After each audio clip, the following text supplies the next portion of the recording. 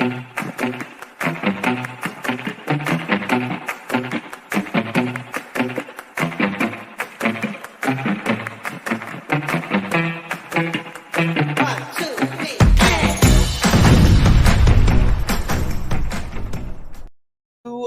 listening, or you're going to be watching live with us, Real Conversations with Jacob Young. Real Conversations, of course, is sponsored by Boys Town.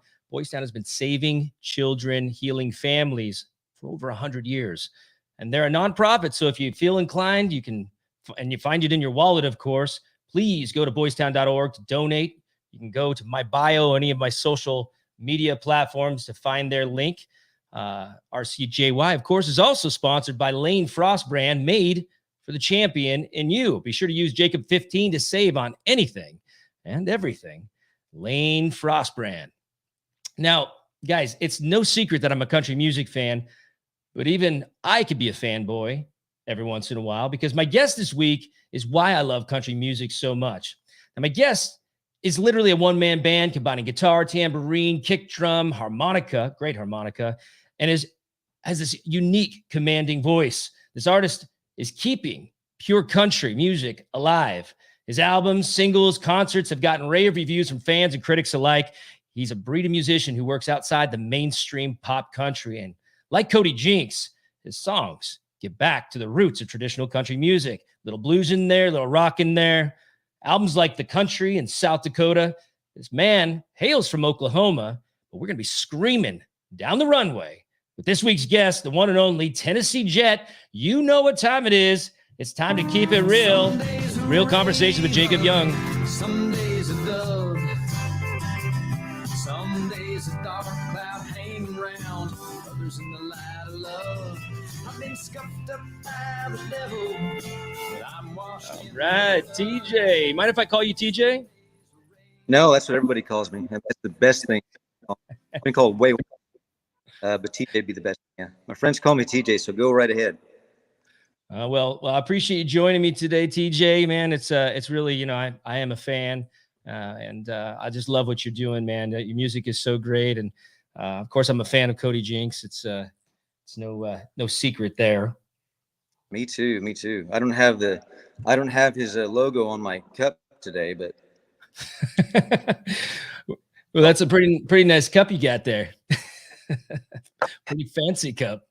Well, Cody I don't think he's got any gin cups at his merch table these days, or I'd probably be drinking my gin out of that.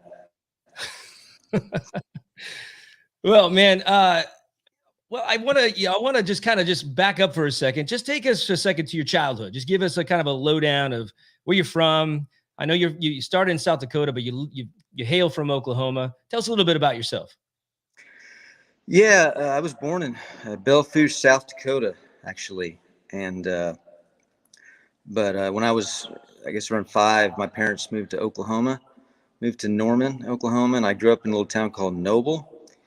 And from there, basically, I've traveled a lot, but I consider myself an Okie, spending most of my time, and especially growing up, time in Oklahoma. And so I've lived in Nashville, lived in LA for a couple of years. But Oklahoma is where I am now again, in Hugo, Oklahoma, southeast Oklahoma, and loving it being outside the city a little bit, Yeah. So when did the music bug bite you?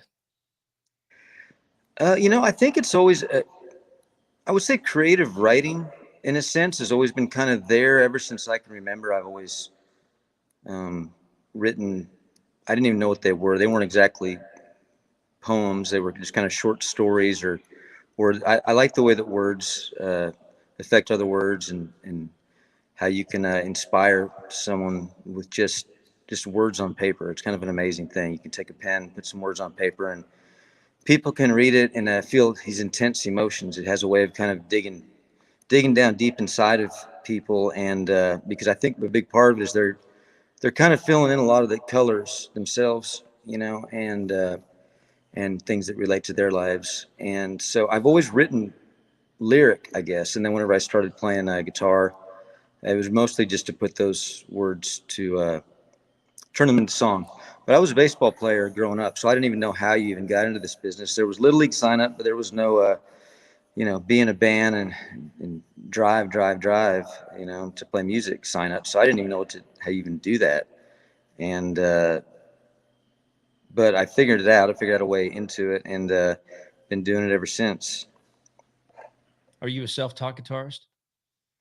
Yeah, I would say that. Yeah, that's a good. I mean, like anything, there's a lot of, you have people show you things, people that are in your bands that are, the first band I was ever in, everybody was way more experienced than me, and so I would just try to not embarrass myself in front of them. And the fear of embarrassment is a great motivator, And so yeah, I would say self-taught, and I think in a lot of ways still self-taught with every instrument. So it's kind of it's a bit of a blessing and a curse, because a lot of my favorite musicians wouldn't necessarily get session work, because I'm always drawn to the uniqueness of the musician or songwriter, singer, and so I get really bored if it's like, oh, that's great, but it's just like that other great, or it's that kind of thing. Like you would never, like Keith Richards would never get a session, if he wasn't Keith Richards. He just plays too different, and he's really a rhythm guitar player, and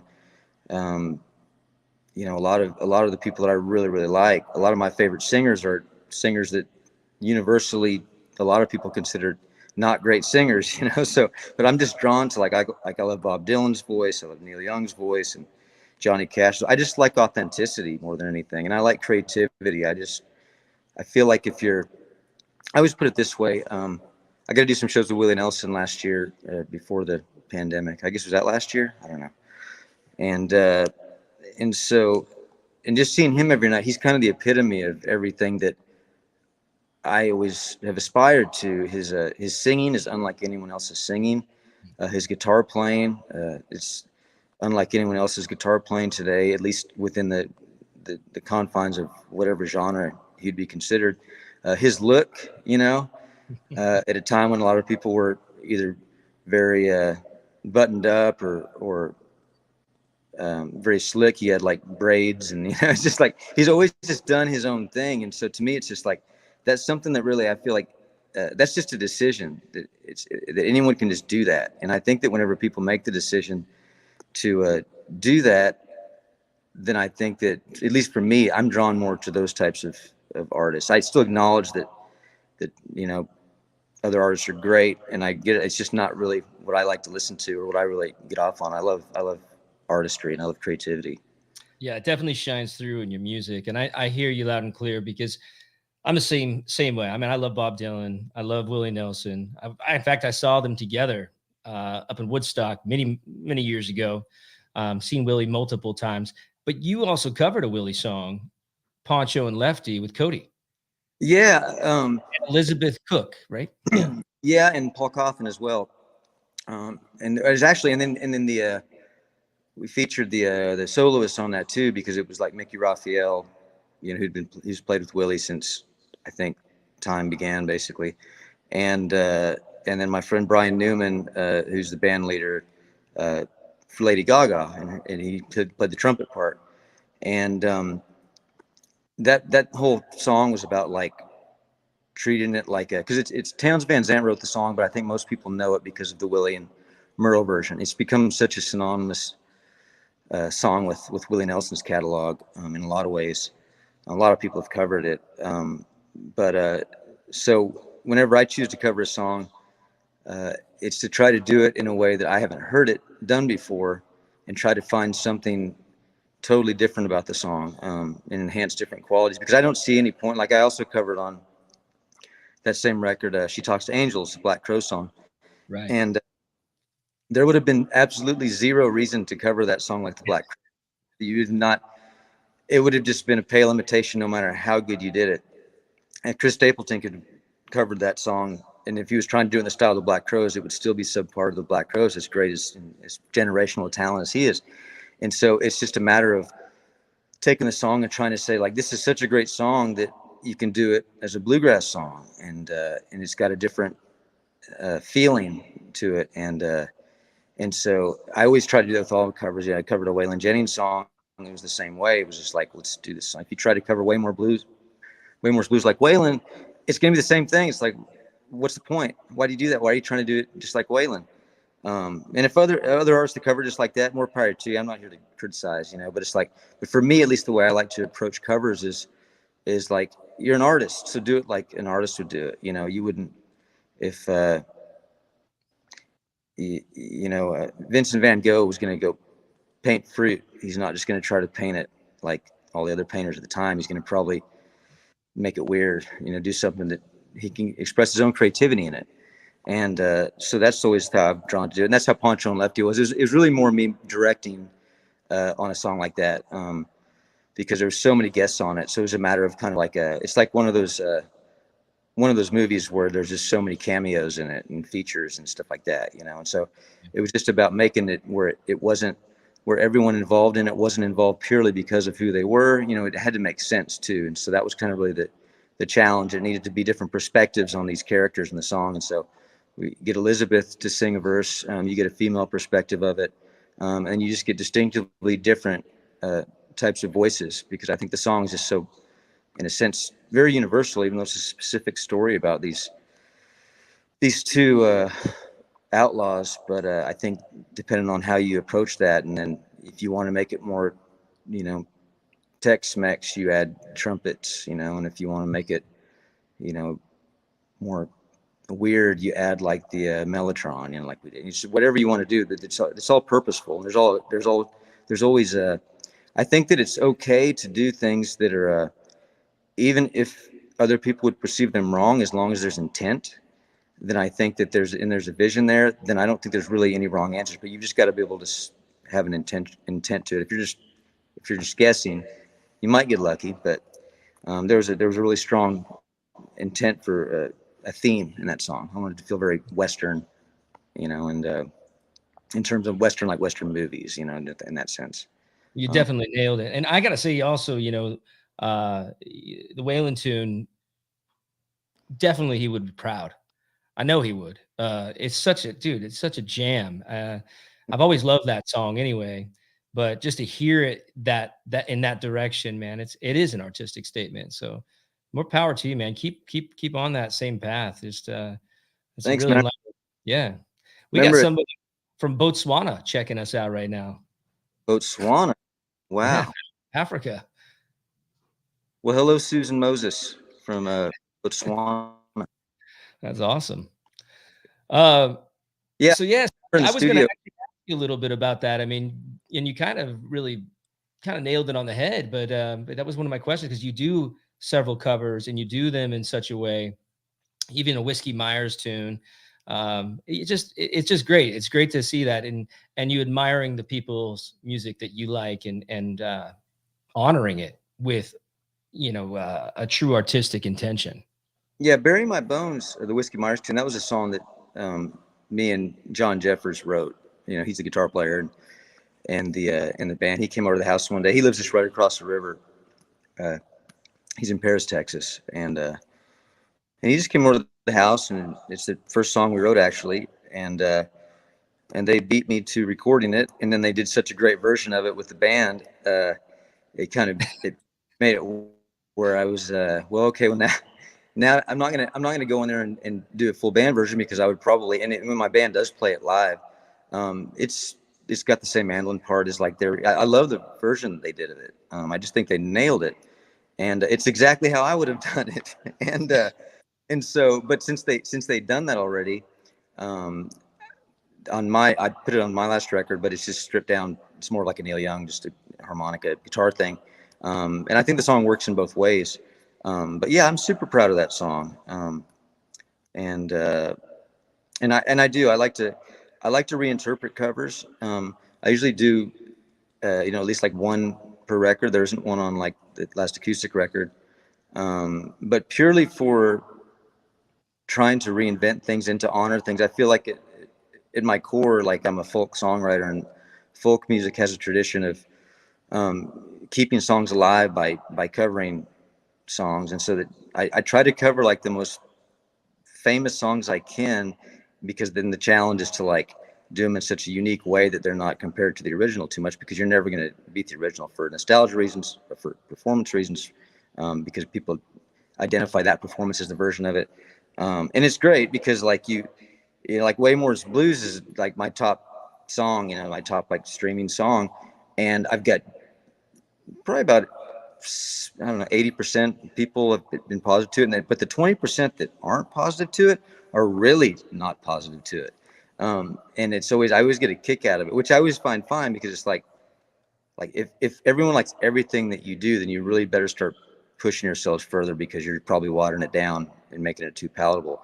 But I always find it funny with that song that it's a tribute to Waylon, because that was what he was all about, was saying just like, hey, if you don't like what I'm doing, I don't care, and and I'm gonna do something different. And then people go like, that doesn't sound like the Waylon version. It's like, exactly, it doesn't sound like the Waylon version. Why would I do that? You know. But I don't. But that's okay. I really like. I'm not going to be for everyone. I don't think any true artist is for everyone. It's great. You want as many people to like it. It's not that I don't care if someone doesn't like what I do. I prefer that they did, but if they don't, I'm not losing any sleep over it, you know, because maybe they'll like, yeah, I'll put out more music, maybe like the next thing, you know. Yeah, heck yeah, man. So Eileen, who's joining us right now, she's just saying what's up. Now, this is a true story, because I've known this lady for a very, very long time, and she's come to all my fan events over the years and cruise ship tours and whatnot. And she used to tour around with Waylon Jennings back in the day, and she actually gave me Waylon's tour jacket. I have it in my closet. Eileen, do you have anything for me there on your? We'll see. We'll see what she has to come back with. I think I might have snagged everything from her, but yeah. We also got somebody from the Netherlands saying what's up. Angelique from the Netherlands. We're covering a lot of continents right now. Yeah. So your parents were in the rodeo circuit, right? And what was that like growing up in that environment? Yeah, they rodeoed. And my dad was a saddle bronc rider in bareback, and my mom was a barrel racer. And my dad will always tell you that like my mom was really the better of the two. They both did well. It was a lot of traveling around the Dakotas. You know, this is when I was very young, so um, my earliest memories are just riding along in a truck. You know, where like when like Waylon and Willie playing with, you know, on the truck radio, and just going to rodeos, and basically like just hanging out behind stalls, getting all dirty like a little kid, you know, would with my brother, and just like chewing way too much gum and eating way too much barbecue sandwiches and getting sick by the end of the day, you know, just kind of like, um, that was my experience with rodeo. And if I had I think if I hadn't started playing baseball, I think that would have been probably a natural progression, because we'd always had, when we moved to Oklahoma, the first thing that my parents did was we moved outside of town. And my dad built a small arena, and we had horses, and so we was riding horses, and you know, just living out in the country. But I started playing baseball, and then my parents have always just been vigorously supportive. And I think as soon as they saw that my brother and I had potential in baseball, you know, they just started putting their attention into us, you know, which is a pretty amazing thing. And actually, like, I don't think I could ever. It'd be really hard for me to imagine myself that unselfish, if I'm being honest. I think that you need a certain level of selfishness to even be in this business, because if not, your guilt will just tear you apart because of people that you didn't get back to, or people that they're wanting to spend time with you, and you just don't have time. You got to take the gig. You got to show. You've got opportunities, because it's that's just what the job is, and so, and I don't know if maybe selfishness is the word, maybe just a singular focus might be the word. You know, I mean, I have the friends that I have, the best friends I have in the world, I probably talk to about once every 2 weeks. I might see once every 3 months, you know. Well, And you got to be that way. This business, man, if you're going to make it in this business in any form, any capacity, I don't care if you're an actor, a dancer, a singer, songwriter, you gotta spend time with your craft, and you got to spend the time alone. You got to live in it. yeah, and I think, and I'm sure you know exactly what I'm getting ready to say, but like there becomes such an inside baseball talk about your business and your craft. And so you find that people that you have known your whole life, and the people that mean the most to you, you can't really talk about a lot of stuff because either you're just tired of talking about it because that's what you do, and so they're kind of your relief from that. You know, it's like that's such a and and then whenever even when you try to explain things, it just seems like you're not really on the same wavelength because they're just it's just stuff that like you know what like it's just better to not even talk about this element of this part of the business because it's just like I wish I didn't have to think about it sometimes. Like, and so it's like well, there's no point in talking about it.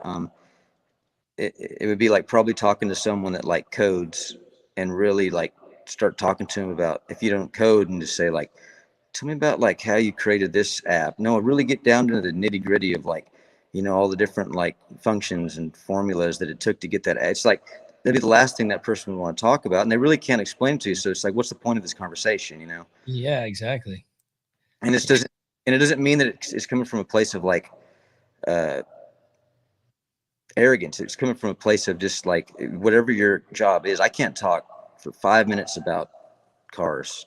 I just they fascinate me. I have no idea. I can change a flat. I can change the oil, but that's about it. Like if it breaks down, I'm probably calling AAA. You know, and if my wife's with me, I'm usually pretty lucky because she grew up around cars. She's a car girl. But like with me, I just don't understand it. So it's like whenever I do, so I try to stray from those things I don't know about, unless I'm just going to annoy somebody for a while, which I may do with you today uh, about you know the inner workings of you know Hollywood and entertainment acting. You know, little experience with that, but I'm very interested in it. Yeah, well, let's talk a little bit about that. That's something I didn't know about you. A lot of people just stay in that lane. Well, sometimes, there's people, obviously they start breaking off, but the more musicians I've gotten to know over the years, of course, they have interest in that. And so what about it specifically fascinates you, and what drives you to it? Um, I think that cinema is the ultimate medium artistically, because it encompasses photography, you know, and just the visuals. It encompasses writing and just the scripts, uh, everything to, and then in music, of course, soundtrack, and scoring, and then to a certain extent, performance. I mean, obviously, live performance would be equivalent to like plays and things like that. But at least in a moment, there's something going on that's happening in the moment. The camera's capturing. I just think that it encompasses all the tools that a creative person would have to express an idea. And with music, it's great, but it's one element that you can use to get across to somebody. In some ways, it might be better if you're in a solitary thing, or if you don't have the access to a visual medium. Then yeah, music is going to be great, or reading a book is going to be great. You know, reading a book demands a lot more of your own imagination. So there's a different benefit in that. And in some ways, you could say, well, that's even greater because then it's just like the world is your oyster for whatever you want to create within that thing. It's just like it might say like the dress is red. It's like, oh, but I saw it as kind of a light red, and it's like, oh, I saw it like tomato red, and I saw it as like a brick red. You know, it's like so you still have the ability to paint with your own brushes, but in film it's a little bit more laid out for you. So then you're really you're relying on the director's vision and the performance of the actors to really get across something, but it's a lot more specific, I think. And until you get into the multi-layered aspects of film, when you're actually talking about, it's like, well, yeah, I know it's about like a guy that's trying to learn how to bike or ride a bike, but really it's about a guy that's trying to learn how to like, relate to his son, or you know what I mean? It's just like that, like so there are those elements in those in there in the surface stuff, and then the metaphorical stuff, and but I just think film is, yeah, man, I just think it's where it's at. I was actually challenging that thought with myself this week. I just got back from California doing a couple of shows out there, and so I talked to a few people and did the same thing I'm doing now, just trying to kind of like pick people's brains about things. Yeah. I got to wondering if in the future the ultimate medium may shift into like an actual video game type thing, because of the possibilities that you have to actually be in the story, and for stories to actually be tailored towards your experience before going in. I could Would that be something that you would be interested in doing if that was available? I think anything. I think anything where you can tell a story, and it's really interesting to me to be able to tell a story, but have the people that are actually in the story be like actually living people and experiencing it in real time. And I don't know if that would be something akin to a long interview with that person and then a sculpted story, which seems very time conducive and probably really expensive for the person that's going to experience it. But I mean, the future's going to be, I think the near future is going to be something where it's very, very personal in a way that we've probably never even understood or could fathom. But it's just like it's happening so quickly, and I don't even know that that's a good thing.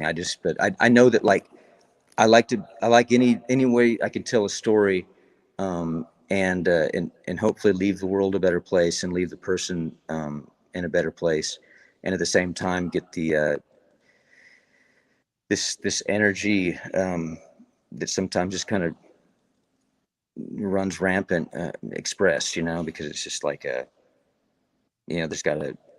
I think there's going to be opportunities. It's like for everything though. It's like if you look at social media platforms, people can like gripe about them all they want, and I have, everyone has, because there's going to be, but the fact is that someone was going to create it eventually, and so then it's still going to be upon us to actually use them for good or use them for bad. I remember the first time I went to LA, and I grew up in Oklahoma, and went out there and saw some things just on like Sunset Boulevard right away, and going like, what is this? Where am I? It's just like modern day, like Gomorrah, like what the hell is going on? And just thinking that like, I don't know if this is a place for me, and but then I went out and saw the ocean for the first time.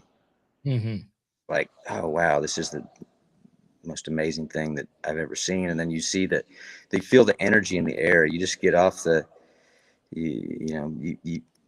whether it's the airport or you go outside, and the first feeling you get is like, I remember like, this is like third grade at recess when I had no cares in the world.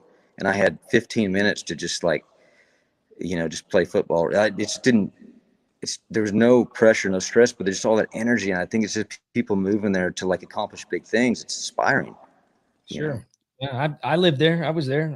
I did it twice. I went to New York after that. And, kind of going back though, to the film idea, it's funny, you talk about people having different artistic directions or seeing it differently. And I'll tell you, that thing happens through the entire process, because another actor has a totally different vision. The director has a different vision. You try to get everybody on the same page, but then all of a sudden, when you think everybody's on the same page, there's something else is thrown into the mix. And, you really, you know what you're making, but at the same time, you don't know what you're making till it finally, you see the final product, you go, okay, it worked. But it's interesting. That process is really a unique experience to be a part of. In fact, I'm getting ready to head out this Saturday out to shoot a movie right near the Salton Sea.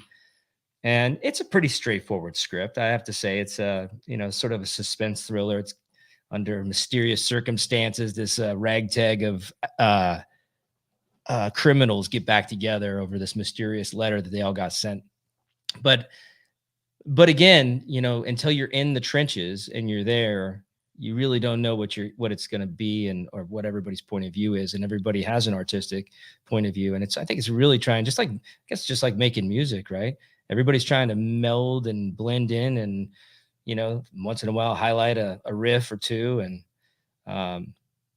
so it's interesting you bring that up. We'll have to get you, doing something on there, maybe, but one of these films coming up, get you some acting going. You mentioned the acting part of it? I've done a couple shorts. One that I wrote with a buddy of mine, who's in Austin now, but and his name's Austin. But both times I played like a drunk, impulsive musician, so it wasn't exactly like I was. Wasn't a stretch for you? Yeah.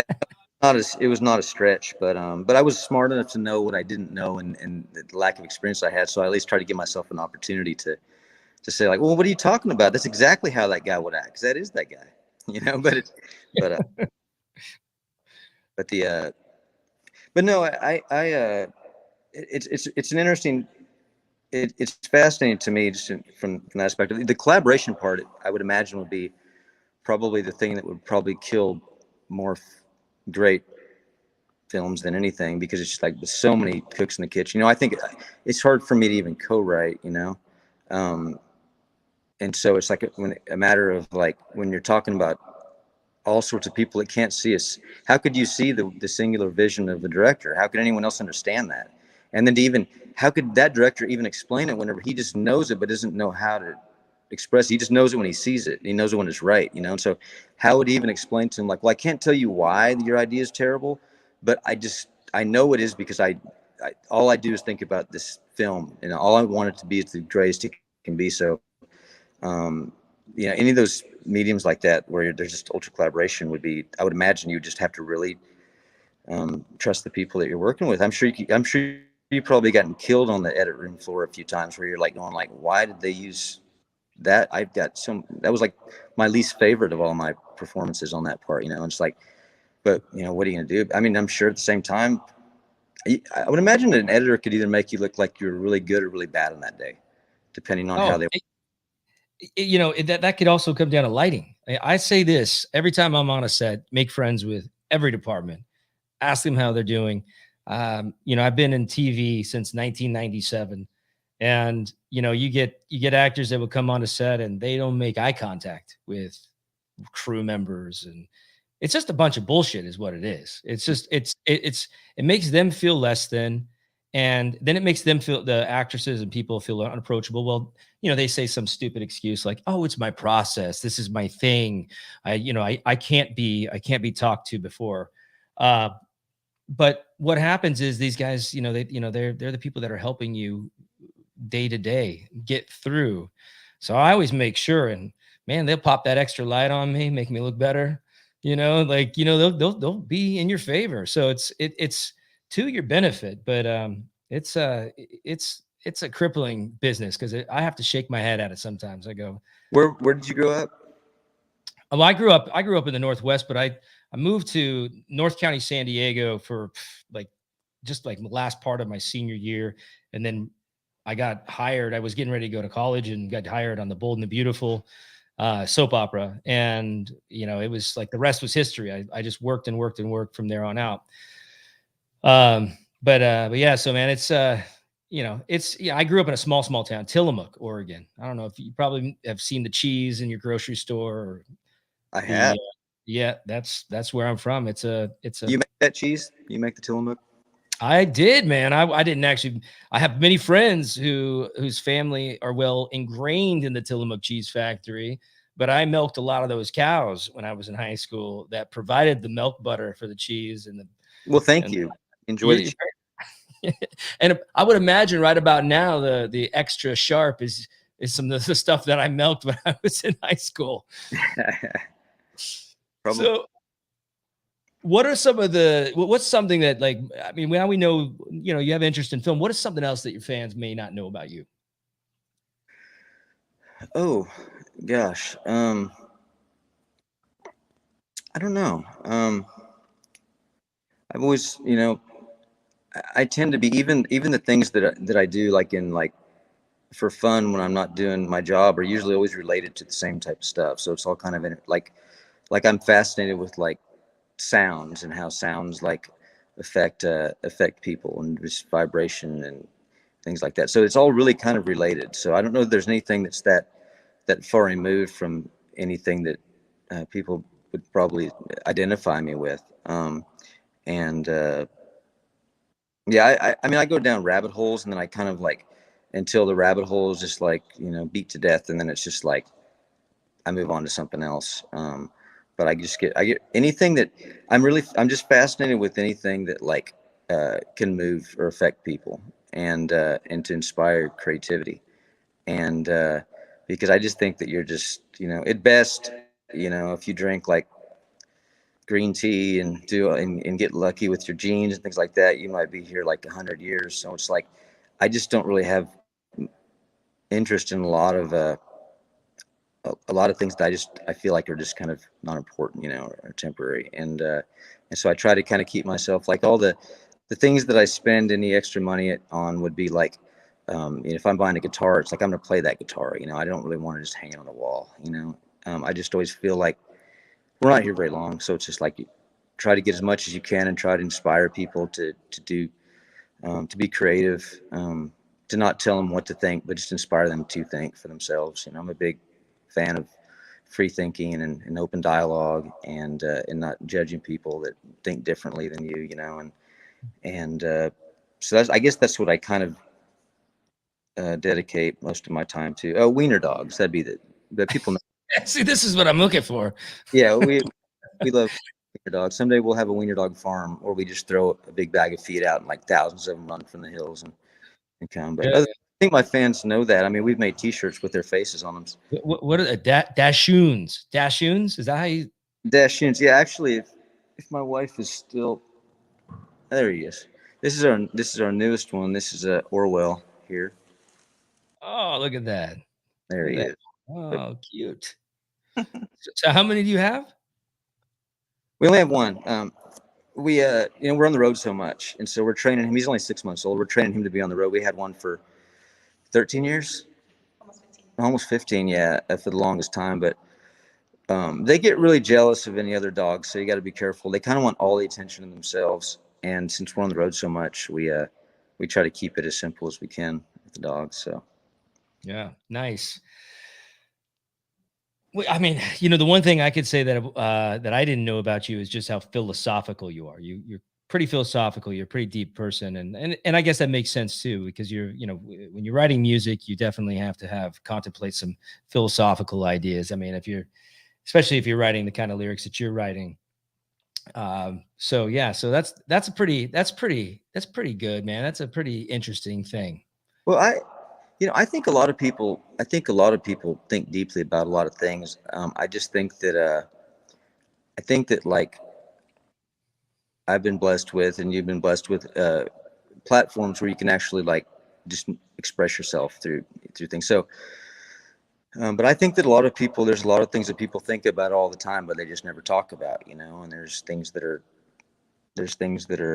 you know, that mean a lot to them, but they feel like it's, you know, hard to express that to other people. And so I feel like that's kind of the artist's job sometimes, is to try to pay attention to people and try to put their thoughts, or the way you perceive to be their thoughts, into songs, so that maybe they can listen to that song, or they might say, like, yeah, this song is exactly how I feel right now. I've got a couple songs that are, you know, there's one that's called Never Forget, that's about war-related PTSD and the effects of that. And I've had so many people come up to me and just tell me how much the song means to them, and that that's exactly how they feel about things, but they don't necessarily have that medium to, like, to express themselves. And I didn't serve, so it's not anything that it's not first hand experience. But for a song like that, I didn't want it to be one of those pandering songs, you know, where it's just like, hey everybody, let me tell you about this thing that I never experienced, and then have people go like, well, you know, it's like, you know that Bruce Springsteen song, Glory Days. Yeah. You know, like when he says, like, he could throw that speedball by him, and like, it's a baseball player, you're like, no one fucking says speedball by him. You know? Like, what are you talking? You know, so it's just like, I didn't want it to be like those types of things, you know. And so I just read so many testimonials about soldiers. So I was like, I'll just go right to the source, and then Yeah. just as a songwriter, just like that into one cohesive experience for a person. But that's really the reason that I think that's really the purpose for doing art, is to try to express for things, or to bring ideas or thoughts out in people's heads they may not have thought about. And to be really clear, it's not to tell people what the answer is or to what to think. That annoys me, you know, but I think it's just to make people, or encourage people to think, and to challenge their own ideas, because a lot of times, and they might change their mind, or they might make them even more firm in their belief, after they've challenged it. But, you know, an idea that hasn't been, really challenged, I mean, how strong is that idea, you know, really? And so it's like, I think that's the job of the artist, whether they're making films or writing novels, or Yeah, you're not interested in making another Toby Keith song. Yeah, I just didn't want to. I just didn't want it to be that um, easy. Yeah. You know. And it does feel easy, especially when it comes back and it's recycled. And nothing against any artist, because the fact that they've put their life into it and the commitment into it. But at the same time, it's almost like an actor, right? The biggest actors I admire are the ones that transform themselves into multiple different roles. But then Hollywood has a way of dictating, like, well, you're not going to get paid that $10 million salary if you do a comedy because you're known as a drama guy, or vice versa. And so I feel like that happens a lot in pop country music as well. It's like they kind of stay right in that vein of what works, and you got the labels and all those people telling them exactly what lane to stay in. Well, I think and I'm sure it's the exact same experience in any endeavor that is an artistic endeavor, that you also have to earn your living, or other people's sole living is responsible for like how the artist presents their art, and so it's like, and I'm not like it. I understand it's like, this is a business, and if certain, like that song I just mentioned, which is probably at least one of my top 3 songs, I get more people coming up, and tell me about, is like one of my least stream songs. It's just but it's just exactly the nature of the beast. My favorite songs are the ones that are not the most thing, and the songs that people come up to me, with the exception of maybe like What Kind of Man, because maybe it's just a little bit more accessible in the content. More people go through or have a family member that's that struggles with alcohol, so it's just relatable, and the song's written in a way maybe it's a little bit more relatable. But for the most part, the songs that are going to be the big performers, which today it means the songs that are going to get streamed a lot, are often going to appeal to a very broad, lowest common denominator type thing. It's going to be very safe, and it's going to be very it's it's not going to challenge you to think too much. And so it's like, it's a very weird time right now in music, and I would imagine it's exactly the same way in film, because I've seen films lately.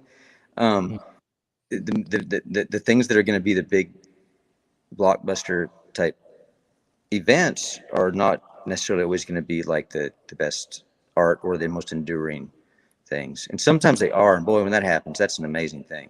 And there's nothing wrong with like, you know, every singer's got those songs that are more like, well, this is a lighthearted party song. This is a good one to dance to. Like, it's cool to have all of it. I'm not saying that every song should have to be like, a hard rain's going to fall or something, but it's like, I think a balance is good. But I do wish that there was I do wish that things weren't built quite so much for TikTok, I guess. And that type of attention span.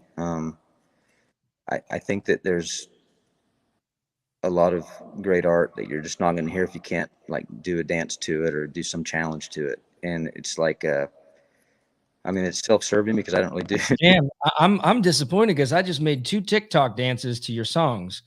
Well, that's not bad. I'm not saying that. I'm just saying, and there's no, in every, like I said, music is to enjoy too. So there are going to be times it's like, if it's just fun, that's great. It's just, I just wish it wasn't all that.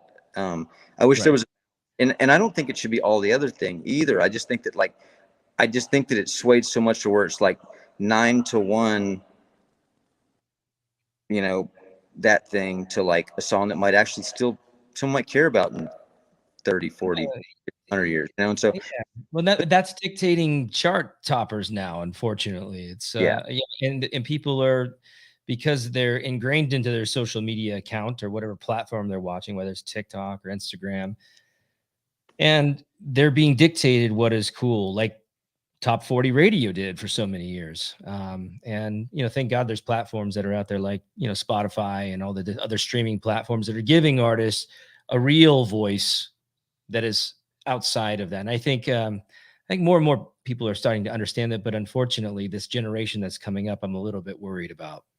Well, I think what it would be like to be raised, to be born when the internet and all the social media things were already out. You know, I mean, it's hard to really hold them accountable in any type of negative way, because if the only experience that you know is social interaction and tribal type thinking, then how would you've got to really be a maverick to think outside of that, you know? And so it's like, I think that ultimately the there will be some people will crave that thing, because I just can't believe that throughout all of history people have cared about like archetypal stories and lessons and things. I can't believe that it's all going to be about just like who can eat the most Ritz crackers before they like spit them out of their mouth before, you know. I just can't believe that that's going to be the thing going forward, you know. And so but I don't know, it's a crazy time. People can, it's easy for people to be influenced.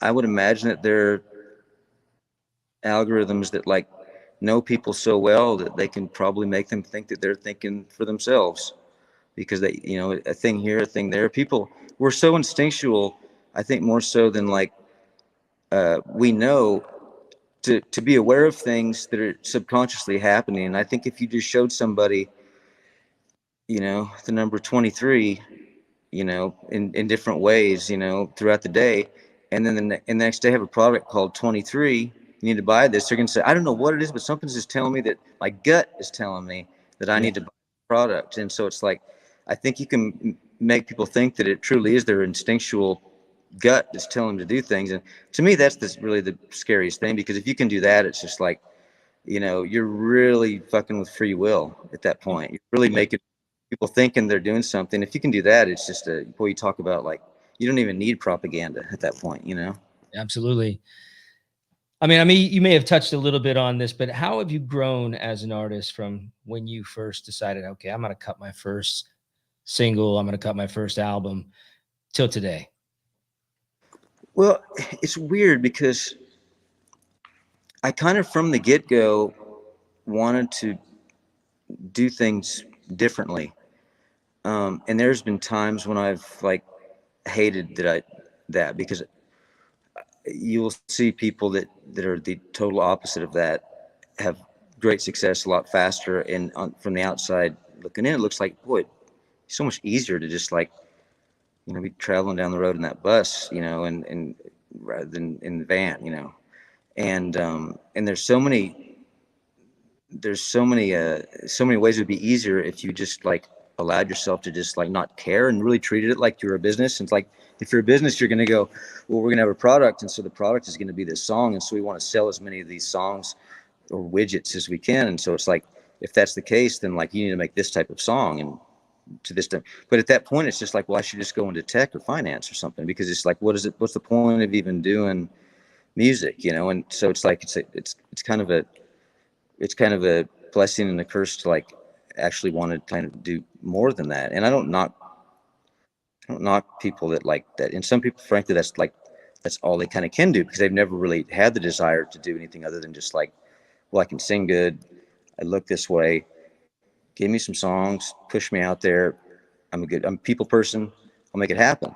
And that's fine, because I mean, it's just like, I wouldn't ask, oh shit, who's like a modern country person? I haven't listened to radio in a while, but like, I wouldn't ask. Like TikTok modern, like Walker Hayes or something like that? Yeah, okay, that's good. He's the Applebee's guy, right? Exactly. Okay, so like, why would you ask Walker Hayes to try to write a song like Merle Haggard or Bob Dylan? Or it's probably just not in him. And I don't mean that as an insult. If it is, fucking prove me wrong, and please do it soon, because I'm sick of that Applebee's song. But like, but so it's like, it's if that's what, if you can do something like that and have an amazing life and go travel the world with your wife and kids and like have like fun things to play with and like have people that come and adore you, it's like, only why would you not do that? You know, I get it. I totally get it. It's just a different thing. But in a sense, you're not really like myself or, you know, Jinx or any of my Whiskey Myers, any of my friends. That's not really what your competition is. That's just a different thing. It is a different thing. You know, I reached out to Cody the other day. Well, it was more than the other day, but the Kentucky Derby was going on, and I have a friend who's really kind of endowed in the Kentucky Derby, and he's responsible for one of the main parties of getting some talent booked. And he reached out to me about Cody, and it was a fierce amount of money for like just a few songs. And I threw it at Cody. I was like, "Hey, man, I'm just a messenger. You know, if you want to do this thing, you know, I've got no investment in this at all. But he just wanted me to see if I can reach out to you and let you know." And the only thing he said was, "Wow, that sounds fancy." Yeah, man. I mean, if you knew the things that like he's turned down, I mean, it's just like because he just doesn't give a fuck about a lot of those things. Yeah. Then it's just like it's so counter to the typical, which is just like, oh, cool. Well, it's not really who I am, but it's just like it might be a good opportunity. He's like, well, no, that's not who I am. So it's like I'm not gonna do it, you know. And I think Exactly. that's the way that like all the people that my friends and myself and close to, it's just like it's a very singular focus on the artist. So it's the central focus of it all. And but boy, it makes things a lot more challenging. It's just like it's just a different thing altogether. But there's a lot of ways that you can do this job nowadays, and there's a lot of ways that you can do really great things without having to do it by the typical structure that's been in place. And I think it's that same way in film too. I mean, there's a lot of people going independent. You can make movies and put them up on Netflix. You can shoot a damn movie with your iPhone if you want. And if it's great, then it'll have an impact. It just depends on. I mean, I would love to be Garth Brooks. I'd love to, play those things. I'm not ambitious.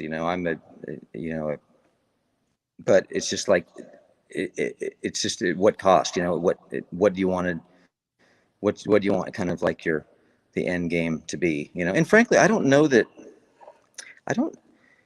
people act like it's just easy to sell out. I don't think I could make that type of music. I really don't.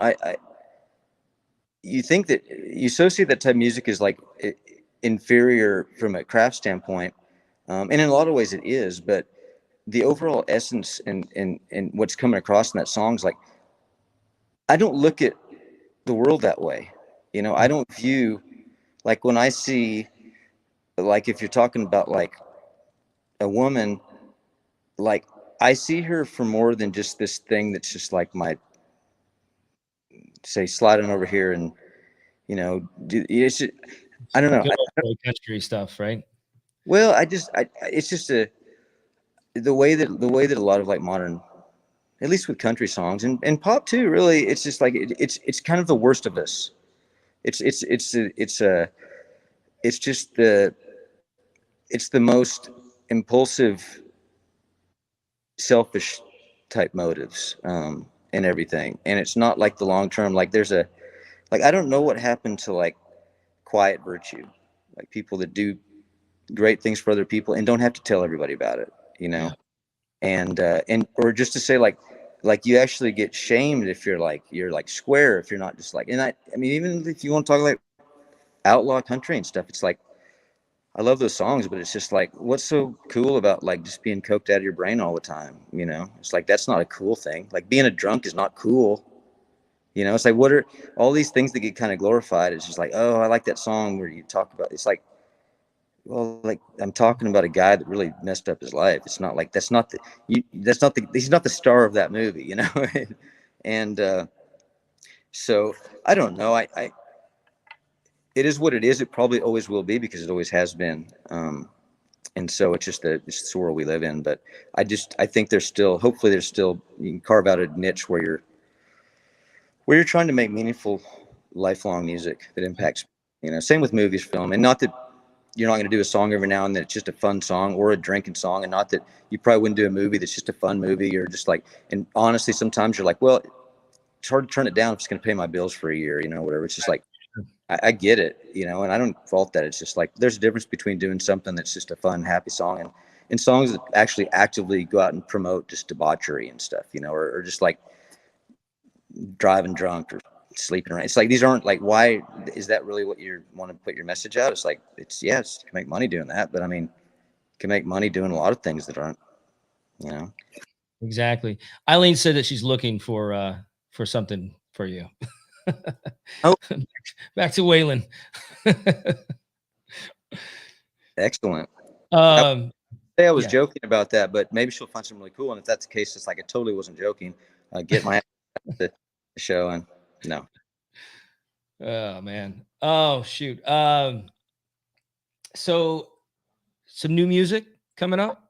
What can we expect? What's going on? I know you got some concert dates. Tell us about some of those too. Yeah, there's a new single coming out. Been working on.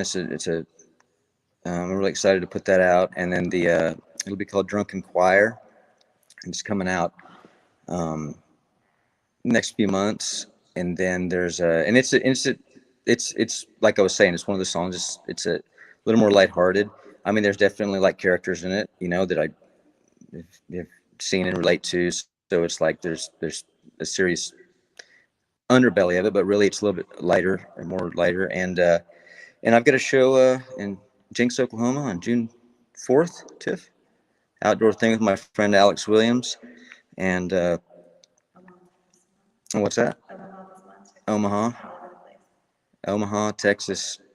Yeah, Venice, Nebraska in a couple of weeks. But it's just all at TennesseeJet.com. All the dates are there.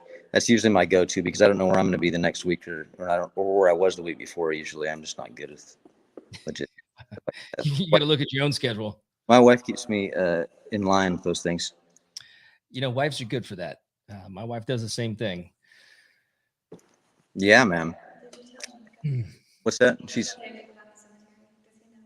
Oh, the cemetery. Yeah. Oh, yeah. The cemetery that we walk all the time. What I'm talking about in that song, Stray Dogs. It's really cool. If you ever come out this way, if you're ever just saying, I'm going to take a vacation at Hugo, Oklahoma, we'll walk it. But like Lane Frost is buried there. Yeah. And Freckles Brown. I think that's the reason that Lane wanted to be buried there, from what I've heard. Mm-hmm. And then it's also Circus City, USA. So there's elephants here, and there's a lot of circus people are buried out there too. But yeah, cool. Yeah. Why is there so many circus people? I mean, I understand there's a reason for that. Well, there was a lot of circus people here in Hugo because it's Circus City, USA, and then they died, so they needed somewhere to go. And yeah, they wintered here, and you can still go see like elephants here. It's a really cool town. I love small towns in Oklahoma and Texas in particular because there's so much history and so much unique history and like so much pride in just in the people and the experiences that people have here. But yeah, I love. Do they ever? I mean, do any of the headstones say like John Smith was stomped by an elephant? Yeah, they don't really have the cause of death on them, but they do have they have like some. Yeah, there's the Showman's Rest. So there's a whole area, and it's all like circus people, and I mean, as a songwriter, you can make up reasons why, like Joey, the trapeze artist, how he may have died or where he may have died. I have a feeling I know how he died. I think I may know how he died, but I find graveyards very peaceful to walk around in. We walk them all the time, and you're always seeing, you know, it's like you see names on tombstones, and then you wonder, like, it's like, hey, well, that person was very young. I wonder what happened, you know. And it's just a very sobering place, I guess you'd say. It sure is. I've walked many graveyards, you know, intentionally. Especially with my wife. So, and the creepy ones too, like, you know, like the ones that I kept in. I mean, I've just because I wanted to check it out. We didn't live far from Sleepy Hollow, New York, at one point when I was in New York City. So I was like, I want to go check that place out. And boy, that place just goes on and on. And what's odd is like a huge percentage of the gravestones just don't have anything on them anymore. They're just worn off, just forgotten souls that are laying there with a half tipped over headstone. For sure. And on that note, no. No, we can't leave it that way. Well, it's true that it is. There's you do see though, you see graves of people that almost made it to 100, and it's like there's the husband and there's the wife, and it's just like, wow, they were, you know, together all these years back when the world was like this, and then maybe there's there's like a plot there that's reserved where maybe their kids will be buried, and it's just like this real cool thing. And then you do see like unmarked graves, and you see it's there's that dichotomy there for sure. It's heavy, but life is heavy. It's just kind of it's a good thing to keep in mind. It's a good sober reminder of just like to make an impact while you're here. Absolutely. Hey man, I got a couple more questions for you, and it's something I ask everybody. If you could take a ride in the Jacob Young time machine, I ask everybody this: what kind of advice would you give 15-year-old self? You have a time machine? I do actually, and everybody gets to take a ride in it. You just got to come over. Bring the crystals and. Yeah, dude, I'm not even kidding. Maybe because I asked this question so much, and I'm taking this supplement for helping to sleep, and I had such vivid dreams last night. What do you take? Well, I take this. There's this company called Amari, and it's all natural, and it's just a sleep aid. They have all sorts of stuff like natural pain relief, stuff like that. But this is a natural sleep aid. I've been taking it for about 2 weeks, and I must be hitting the ultimate REM sleep of all time, because I've never had such vivid and, connected dreams, like how it just keeps connecting. Yeah. Most of the time it's like, I don't know how I got over there. And then I was starting thinking about this thing, but I'm having like these clear paths that I'm looking at. And I was in a time machine. I traveled back in time. We were in present day. I was with my wife, and then suddenly we were back in time, and I'm with the same people that were in the dream in the present, but they're their younger selves, and I'm still myself. It was so trippy. I was like, this is crazy. That is wild. Do you write screenplays as well, or do you ever like dream them and then like have ideas in your dreams that you're I've definitely created scripts from just off of one idea. Absolutely. I've had to take a path from a dream, or just, or something happens during the day, something that's really impactful, and I'm like, that's a story right there. Yeah. It happens. 15-year-old self. There's been times, if I'm being honest, where I would have told my 15-year-old self just to. There's been times when you're just, if you're, and this is a peaks and valleys business, and there are times when I would probably tell myself, like, if there's any way that you can if there's any way you can do something that maybe you don't think is like your, is 100% your artistic thing, but will get you to this next place to maybe make it easier to do the art. There's been times when I would have told myself that, like, fucking do it, just do it, because it's just it's a strange business. And when you see people that do some of these things, and you go like, I know that guy, he's so much better than that shit he's putting out. Like, this is why is he doing that? But then you see just in a short period how it can actually really advance things, and then you go like, oh, then you sometimes you tell yourself like, man, I wish when I was that age I'd have just like taken that deal and made that kind of music, because I've had opportunities to do things like that. I'm too fucking stubborn, I guess. And so, but it just doesn't. I understand that, accessibility is a big thing, and I get that. And I'm not saying that like, I think you can write great and accessible music, but I think that like, there are times where the emphasis would have been put a little bit more on just like, hey, people say like, well, you play the game and then like you can, but I've just never really felt, I don't know, it's never felt right to play it to that extent. And I just don't think I'm really good at it, honestly, at that part of it. So I probably would have, but there's been times I would have just told myself like, fuck it, you and Tiffany can go travel the world with the money if you'd have made it in that thing. But you just, I've just always just kind of, just hadn't been the thing. That'd probably be the biggest thing. But since that's kind of a bullshit answer, because that was just more of an impulsive decision made out of just kind of a period. I don't know. I probably would have said, not be quite as particular about, there's the expression like the enemy of, it's better to be finished than perfect, kind of thing. Yeah. It's that deal. And so I can get inside my own head, and things can take a lot longer than they would have taken. Whereas the things that I the 5% difference that I heard is probably going to be heard by like less than 1% of people out there. But it took the project longer to get done. And so it's just like I would have told myself like to let things go if you feel like that'll work. When people would say like, hey, how does that take? And they go, that'll work. I used to go like, well, fuck it, then it's not right, you know. Let's do it again. And it's like I Yeah, would if you're gonna say that, I mean, that sounds like an unfinished song to me. yeah, but it really is like in a lot of ways like that'll work is plenty enough, you know, for certain things. It's like there's certain things you need to be really particular about and certain things that you need to not sweat. You know, that a certain frequency on a snare drum that like might bug you, but everyone else in the room thinks it's great. It's probably not the thing to really obsess about. You know, is the song great? Does it come across? Can they hear all the words? Like that's really the only stuff that really matters. A lot of these other things are just kind of things that we might kind of like chat about. I think we as humans we obsess about the things that we feel we know the most about, and we somebody else's opinion, like you've talked about a couple times on the show. They say, well, you know, that sounded great, that take sounded fantastic, or that's going to work. And I think we get in our heads a lot. I know I get in my head a lot, and I could be on set and I could say, I just want one more take at this. Give me one more Yeah. chance. Any time for that? Yeah. Can we do it one more time? Yeah. And like the last three were great. They were fine. Yeah. We got plenty. Is there equivalent to like this in acting? I know that like you can do 20 takes of something and then you go back the next day and listen to it and you're like, oh, well, the second and the third takes are the best of the. We're the best ones.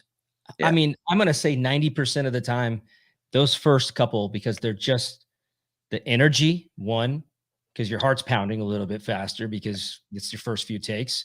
It just happens to be, there's some sort of magical energy that can be captured. And the best directors will say, let's roll on rehearsal. Yeah. Well, and Yeah. and how many movies are there where you see the continuity error or you see something that's just like, this is an obvious flaw, you know, like a plane in the background on Gladiator or something. And it just doesn't fucking matter in the end. I mean, you want to be Stanley Kubrick, but you don't have to be, you know, it's like like in the end, it's just like, if most people are not going to really obsess, even my favorite movies, I know the errors and now I kind of like them because they're kind of funny to me. Yeah. You know? And so it's just like those things just don't really matter. And so I guess the biggest lesson I would have given myself is like, you know, keep the more of a broad general perspective, like on just the overall emotion of a song and what comes across, and don't get into the weeds too much, because it's just all it's going to do is just slow you down and keep you from putting out more work, you know? Yeah. 100%. And the last question I got for you, my sponsor, Boys Town, they have a motto: he ain't heavy, he's my brother. And it goes back 100 years to Father Flanagan, when they were just establishing Boys Town and taking care of these young kids who were abandoned by their parents or found their way to Boys Town. And one of the children was handicapped and couldn't get around, and the boys would take turns carrying him to sporting events and classes. And Father said, hey, isn't he heavy? And he says, not heavy, Father, he's my brother. Meaning in our lives, we've had somebody carry us at some point in our lives. Who's carried you? Like living people, or you? I'm a Christian, so you know, my faith has been the thing that's carried me in times where in times of struggle or confusion. If I was talking about just other than Jesus, you know, I would say, like on earth, the value of having parents that will support you in whatever endeavor you do, and then whenever you and the ups and downs and everything, just unconditionally. I don't think there's really well, I mean, I guess it wouldn't have to be your parents, but I guess that me personally, since I can only speak from my own experience, is like, yeah, it would be just family. My parents, they've done whatever I've done, they've just always been supportive in whatever way. And it's really kind of like the greatest gift you can give someone, is just to be unconditionally supportive, you know. And that is a super, it's a huge blessing to have that, because I realize that a lot of people don't. And sometimes and I try to keep that in mind too, whenever there'll be something on the news, you know, of someone that's like done something that the first initial thing is just like, you know, oh, what's wrong with that guy, you know, or just that guy, he needs to get his, you know, he needs to pay the price for that, you know, and that all may be true, but a lot of times you look into it and you realize that like they had like zero upbringing, like no one was telling them to like, hey, when a woman is walking to the door, if you're there, open the door and let you know. It's like it's incumbent upon you to like do these things. And I know that in hell in certain parts of the country that probably offends somebody, you know. But it's just like, but erring on the side of decency and kindness, and but imagine if you'd never been taught any of these things that you're just should be second nature, you know. And I'm certainly not perfect, you know. There's certain times I act like I wasn't raised as good as I was, but like, um, I just think that's so damn valuable. And I can just imagine growing up without that. I would probably view the world in a totally different way. So I think it's important to be sensitive and sympathetic to people that didn't have that upbringing. Mhm. You know, so important. And the people that overcome that, I think, are such strong people, because it's just like you've got to overcome something that like I would never have to overcome. You know, it's just an amazing thing to me. So I'm often impressed with people that are when I look at the things they've had to start with and where they've gotten. It's just like, man, it's an impressive thing to me. You know, Yes, I get sir. impressed with that than I do with like someone writing a really cool song. You know. Hmm. And because it's just like that's something that from the time you wake up to the time you go to bed, you've got to you've got to find something in yourself to like not get bitter and to not be cynical about everyone, and not just feel like, you know what, that's fine because I can treat that person like that because I didn't have it so easy. It's like the people that overcome that and say like, no, I'm going to choose being like overly kind or overly giving, or tell my story to people, not in a way that like I'm talking about how cool I am, but just in a way that, hey, if this means something to you that can help you, then then that's great. Like, to me, it's just like the world needs more of that, and maybe more of an empathetic view towards people that didn't have things that that I had growing up. You know, we weren't rich or anything. I mean, we had everything we needed. We had like box mac and cheese and, you know, Nikes. So it's like that's pretty good. We thought we were rich, you know, growing up. And we had an above ground pool. You know, I mean, hey. Hey, man. You know, Uh, however you have to catch a dip, I understand. oh, It's, to- I mean, I was the same way, man. We grew up on half the time on welfare. I was four kids, and parents that were divorced, and but we made do. We made do, and we got through it.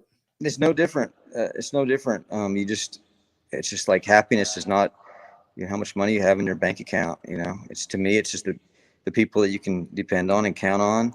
And if you feel like you're doing something purposeful in this world, that's really, I think that if there's anything I would think is like, if there's one thing that's probably the most detrimental thing in modern society, I think it's just people feeling like they don't have a purpose. Yeah. What's their reason for being? And whenever you don't feel like you have a purpose, then nothing you do has any point or purpose, and you become nihilistic, and then you start becoming bitter, and you start treating people angrily because you're really just angry at yourself, you know, or you're lonely. It's like loneliness is just like when you just, anger has just gotten so damn tired of being angry, it just becomes lonely and sad and bitter, and and so And then you yeah. have to put it in a song. Well, I kind of have, yeah, the few times. There's a song called "The Good" on South Dakota, which is kind of all about that, really. And and and there's a song called "Numb" that's just kind of about checking yourself and trying to keep yourself in line. You know, it's really, we only have our own perspective on the world, you know, and so it's like, and I don't know that if I'd been born a different way, if my perspective on things would be totally different, you know. So that's why I think it's important to be open minded about things, and just err on the side of kindness, you know. Yeah. Well, man, powerful words, brother. And I really appreciate your time, your philosophy. Um, you and Cody are two of my favorite country artists. And for anyone who's listening, who wants to hear more of TJ's music, Tennesse Jet, download it. Go to YouTube, buy a ticket to a concert, do whatever you have to get some of Tennesse Jet. I want to say thank you so much, TJ, for joining me today. Yeah, thank you, Jacob. I enjoyed it, man. It's great talking with you. Yeah, it's great talking with you. Hang tight for me. That's about all the time that we have for today. Real Conversations with Jacob Young is sponsored by Boys Town. And Boys Town, their slogan is "He ain't heavy, he's my brother." And for over 100 years, Boys Town's been saving children, healing families. They're only one call away, and they're always there to help. Please go to boystown.org for all the details on how to access Boys Town's health services, or simply go to yourlifeyourvoice.org. And if you are in need of a immediate crisis, if you have crisis or immediate help, call the trained counselors at Boys Town's national hotline at 800-448-3000. Don't feel like talking? Text VOICE, VOICE, to 20121. Thanks for joining me on Real Conversations. I'm Jacob Young. Till next time, love yourself and love each other.